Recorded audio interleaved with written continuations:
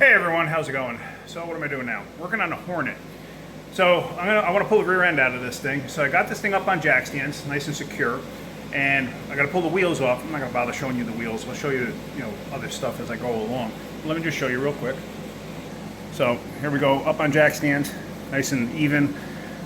The floor is so uneven though on this side, it's ridiculous. I actually have to have this stand on this corner one click up compared to all the other ones, because otherwise the car teeters. So, but I got it nice and secure. She ain't going nowhere. It's like a ratchet strap. That ain't going nowhere. But yeah, so I'm gonna pull the rear wheels off and then let's investigate and see what I gotta do to get this rear end out. The brake hose that's in the back, I'm not concerned about cutting it. I mean, this thing's 50 years old now. I mean, I would replace that hose regardless. So I'm just gonna cut it when I get to it and put a bucket underneath this thing to catch the brake fluid. So yeah, like I said, I'm not concerned about the hose because I would replace all of them regardless. Plus, I'm gonna be doing a disc brake conversion on this car, going from the drum brake. This is a 4-wheel drum brake car, manual. And it stops great one time. After that, it's like, yeah, it's not great. So let me get the wheels off and then let's investigate and see what we gotta do. I keep forgetting I got the fan, the AC on right behind me, so hopefully that didn't affect the video. So I got the wheels off. So just looking in on this side, and you can see the yellow paint on the spring. Obviously this thing's been repainted. That's the original color. I want to go back to the original color. I really, really like that. I think that's a fantastic color. But anyway, the brake hose comes in on the passenger side, which I didn't even realize. I mean, I probably looked at it in the past, but just never even paid attention to it or realized it. Was just kind of surprising. Most vehicles comes on the driver's side. So you got these U-bolts here. I got to take these U-bolts out. Don't care if they break. The springs too, I'm going to probably, well, yeah, no, not probably. I'm definitely going to be changing those. Putting a different set of springs in this thing. Probably from a company called Caltrax. I got to contact them. The gas tank's got to come out. It's leaking. They are not even available. Now you can look them up and it looks like you can get a reproduction tank for them, but they're not. It's not the correct tank. I've already been down that road before. It actually sits too low. I'm probably going to put a fuel cell in this thing, like underneath a hatch in the floor, like a safety hatch.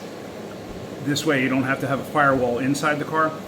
I'm going to probably do that, but let's go to the other side because the drum actually slides off on the other side. So just follow me as I wheelie around to the other side of the vehicle. So here, and if you notice, this thing has bolt-on hubs in the rear, like just the hub part. It's not the, I'm not sure. No, the bearing should sit in the housing too, like a regular differential housing. But yeah, considering this thing's sitting for 10 years, it's really not bad. That drum was relatively new when I got the vehicle. Like I said, the car was actually in really nice shape when I got it. I just let it sit forever. So pretty much my fault. But yeah, I'm going to crawl underneath here, disconnect the parking brake cables, and then we're going to see if I can't unzap those U-bolts, and I'm going to cut that brake hose. I'm going to put a bucket underneath it, catch any brake fluid that's going to come out. The pedal on this thing is hard as a rock. I mean, it is like, you swear you're not even doing anything. It's like pressing on a block of wood that's on the floor. It doesn't even move, but it'll stop the car. But obviously that's going to go out the window in a few seconds here. So let me get a bucket or something. And like I said, I got to disconnect these parking brake cables and stuff like that. So let me get something to lay on and crawl underneath this thing. So I got a bucket over here, can rather, put it underneath here. So I'm going to just cut the brake hose here and let it drain out. I think it's starting to crack there anyway. Like I said, 50 years old. I don't know how old that thing is, so we're just going to cut it. What works really good for that is you don't have to buy a special tool like pruners or something like that. Will work fine if you have a set. I borrowed Mrs. Wrenching's toenail clippers, so I'm just going to use these.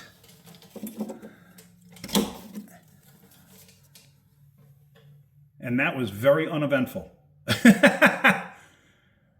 Okay, I thought I'd at least get something to come out of it.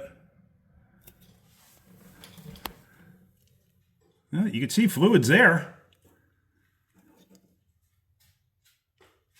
It's oozing. It ain't coming out. Okay. So we'll just leave that like that. Uh-oh. She's here. She's looking for her toenail clippers. All right, hold on. Oh my gosh. All right, so to my sexy side now. I'm underneath here, and I'm going to wind up having to reposition these jack stands a little bit at some point, but not right yet. I don't have to. You can see that, because it's going to be interfering with the spring. Not a big deal. I mean, I got it up on the jacks. It's fine for now. But let me show you this. For the parking brake, I don't know if this is factory or not. I mean, I know the spring is not factory, but I don't know if this setup is with the cotter pin to like lock the cable in place. So I basically just got to get that out of there. Let me see if I can't get you into something that'll watch me. Got you into my little teeny tiny tripod here. Can you see what I'm doing? Let's see. Yeah, I guess you can. All right, so I mean, my first ever car was a '69 Javelin, the first ever car that I bought with my own money, and I just don't recall what I did with. Actually, you know what? I don't think I ever had anything apart with the back brakes. It had a very similar design with the hubs in the back.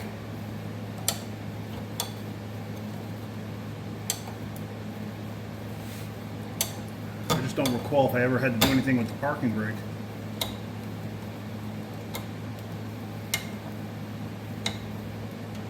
You got to remember, in my early days, I was pretty much self-taught.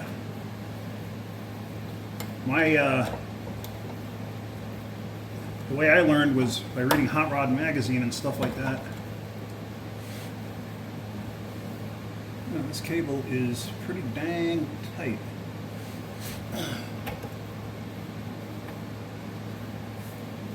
Can't see up here.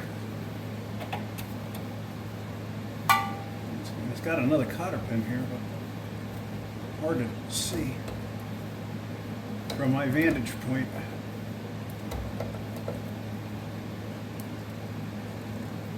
Might as well just cut it.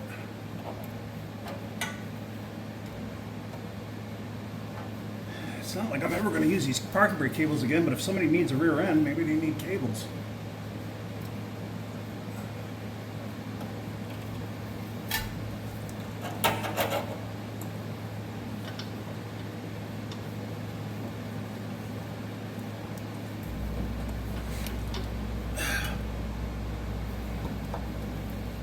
Almost there, come on.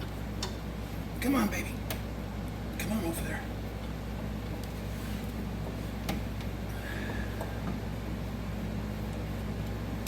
There we go. That one's off. This one I have to pull the cotter pin out of. I hope you can see what I'm doing, because I don't know, I can't look at the camera at the same time. There we go. Alright, the cables are off of there. Now, I got a mouthful of dirt.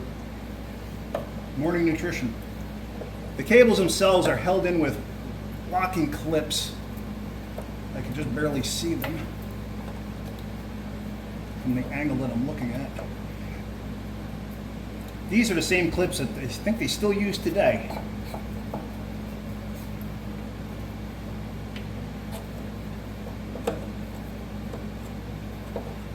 All it is that like horseshoe looking clip. There we go. Alright, see that? These things, I never throw them out. I always save them because they come in super handy with other things. Matter of fact, the funny thing was, I actually needed one last week when I was at work. Like I said, I've been out of work for the last week with the COVID. Matter of fact, I was feeling so crappy. You know, if I was homesick, but I didn't feel that bad, I would have come out in the garage and done something. But man, I did absolutely nothing for 4 days. Except wallow in misery. Come on. This clip does not want to come out. There it goes. All right, so that clip is off. So now the cables should just pop out of the respective bracket.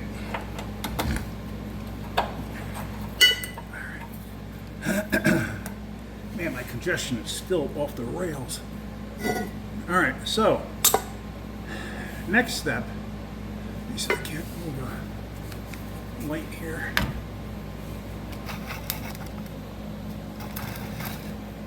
So the U-bolts that hold the rear end in place, I'm going to unbolt them.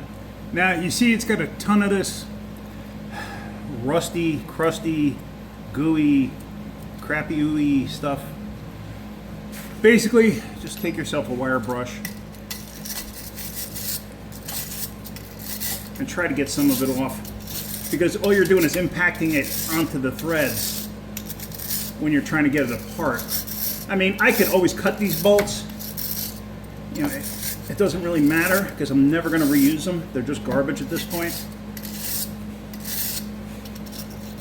But at least if you try to get something off of there, it might help you. Now, there's a guy out there who absolutely insists on blue crayon. And he insists that the blue crayon, like he'll show that he can't get something off. Then he'll put heat on it, and then he'll put blue crayon on it, and then he'll get the nut off and saying, look, the blue crayon penetrated. No, the blue crayon didn't penetrate. The guy knows what he's doing, but for some reason he believes a blue crayon is actually penetrating. It never penetrates. It's been proven over and over again. But what the blue crayon does do, I will say this, the blue crayon will lubricate the threads, wax them up, so when you're taking the nut off, the wax that's on there will help get it completely off. You follow what I'm saying? But the blue crayon never penetrates. The only thing that's happening is the heat is penetrating. So I'm not, like, I don't bother with any of that. But there's been other, matter of fact, what the heck's this channel? Project Farm. He has shown that with penetrance, rust penetrance and everything else. And he's done the crayon trick. And, you know, people, of course, ask the guy, well, blue crayon, can it be a red crayon or whatever? You know, for some reason, the guy likes blue crayon. But whatever. To each his own. So, let's just see. I mean, a 3/4 is going on there. And it feels like it's got some undercoating on it, too. So, I mean, yeah, I could spray some rust penetrant on it, but I'd have to get up. And I don't feel like getting up.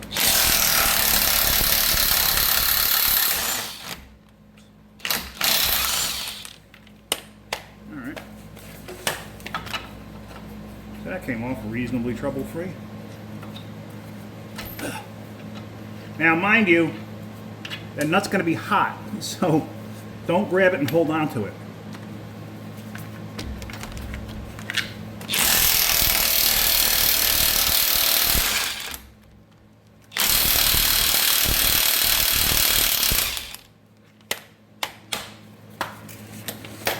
And of course, with all the goop on the thing, it's not going to want to come out of the socket. Considering this was an up north car, actually a Massachusetts car, coming off reasonably clean.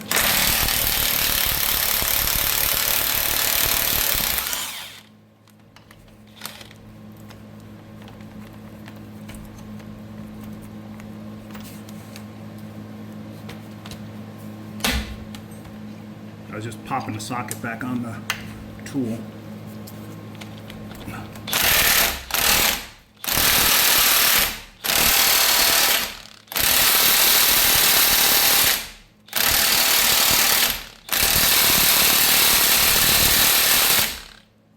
This one ain't coming off, but now you got to remember something too. Without the tension of the other nut on there, this thing actually will spring back and forth a little bit. So this one will, the last one is usually the most difficult. So I may have to get some heat. I may want to put some lubricant on there.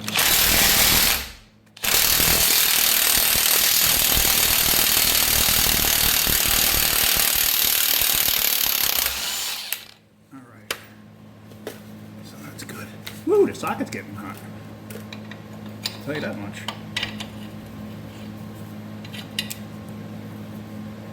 All right. So all of those are off of there.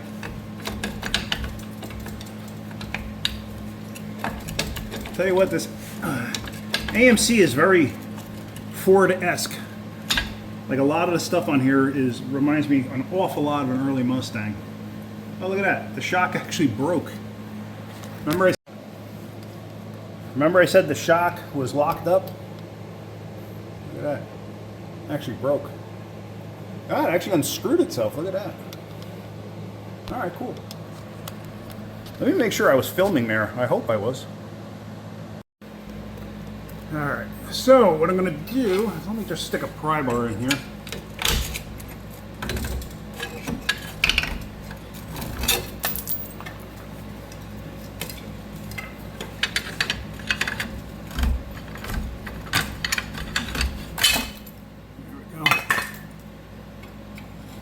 I mean, I'll never throw anything out, you know, not even these U-bolts. I'll hold on to them because you never know when it might come in handy for something.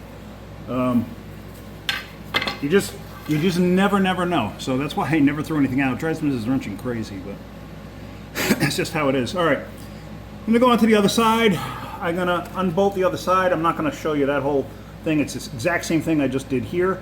And then we're gonna try to get this rear end out of there and see how that works out.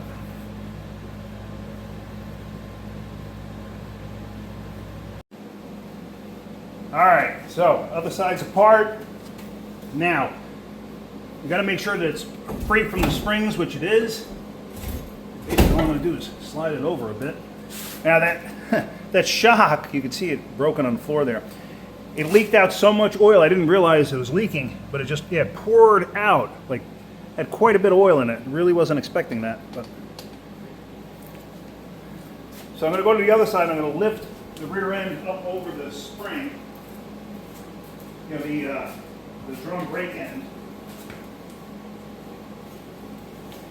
or at least attempt to. Can.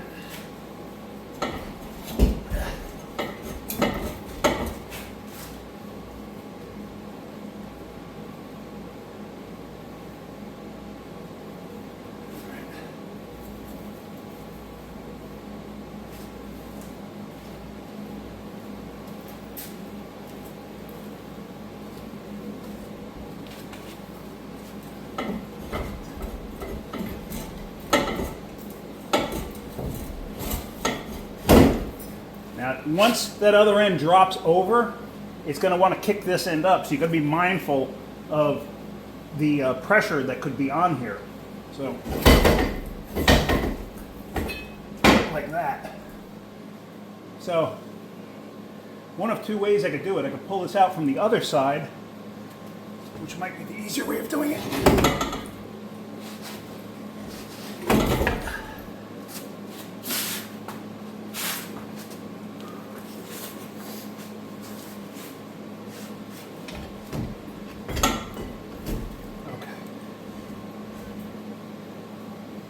So it's getting close. You just move all of this stuff. There's nothing there that I break that I might want. I don't care if this thing hits the floor like that, but it's out. All right, so then the next step, now that the rear end's out, I gotta save that rear end because I can't give it away or anything. Where the spring perches are mounted, it's easier to measure off of that to figure out what the actual angle of the pinion is for when I do the Ford 8.8 inch rear. It's just going to be much easier doing it that way. So, whew, sorry, out of breath. So anyway, I'm going to hold on to this rear end for now. Eventually, if somebody needs it, they can have it. So, but yeah, I guess the next step is going to be cutting out the exhaust and everything else. But this video is basically just about getting the rear end out. So I got it out. I'm happy about that. Whew, a little tiring there, especially after getting over the Rona.